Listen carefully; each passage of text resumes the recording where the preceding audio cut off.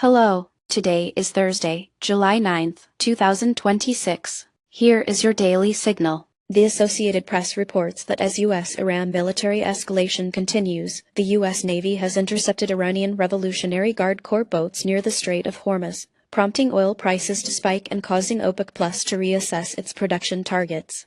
Historically, tensions in the Gulf have had a significant impact on oil production and shipping, with the region accounting for around 30% of global crude supplies and critical choke points like the Strait of Hormuz being especially vulnerable. On July 9, Reuters reported a 2% oil price jump following naval confrontations, while Bloomberg noted that Saudi Aramco temporarily suspended exports from the Ras Tanura port after missile activity was detected. Major stakeholders include Gulf oil producers, global importers in Asia and Europe, and maritime insurers who have raised risk premiums, with the situation drawing close monitoring from organizations like the Gulf Cooperation Council. In the short term, if disruptions persist, Brent crude futures could climb above $90 per barrel, and maritime security costs may rise by as much as 30%. Persistent instability could accelerate investments in alternative energy and further diversify supply chains away from the Gulf, while U.S. and allied naval mobilizations could elevate the risk of broader confrontation.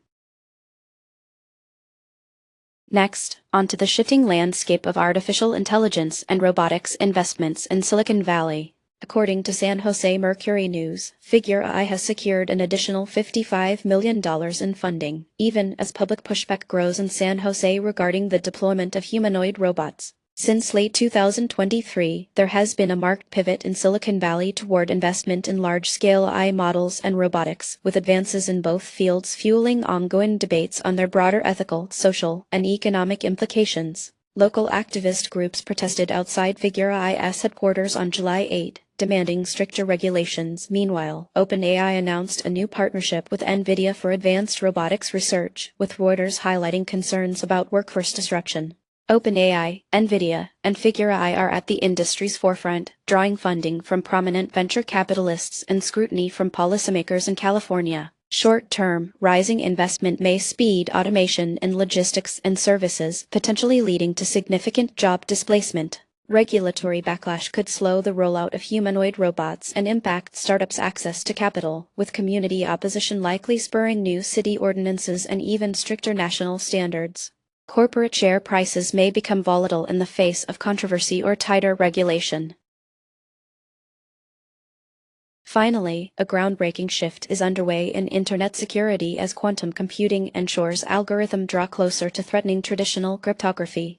As New Scientist details, mathematician Peter Shor's quantum algorithm has the theoretical power to break the RSA encryption that secures most of our internet communications, yet Shor himself remains unconcerned about imminent chaos. Modern internet security depends heavily on hard-to-crack problems like prime factorization, and since 2016, the U.S. National Institute of Standards and Technology has worked to develop new post-quantum standards in anticipation of emerging threats.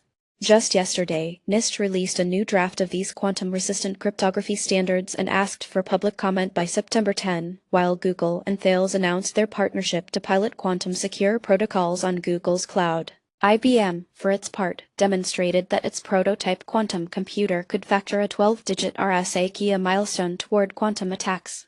Key stakeholders ranged from pioneers like Shor and major tech companies such as IBM, Google, and Microsoft to financial giants and government agencies. All are now racing to transition to quantum-safe systems. In the near term, expect organizations to speed up migration to new cryptography and consider hybrid solutions to reduce risk, even as migration costs and system complexity increase. In the medium term, as quantum computers become practical, nations may overhaul security regulations and strengthen cyber defense alliances to counter quantum-powered attacks, especially in the financial sector. Now, onto the markets. International markets were mixed, with Spain posting the strongest daily gain among majors as EWP rose over 0.6%, while China large cap struggled, with FXI slipping and France EWQ only slightly positive.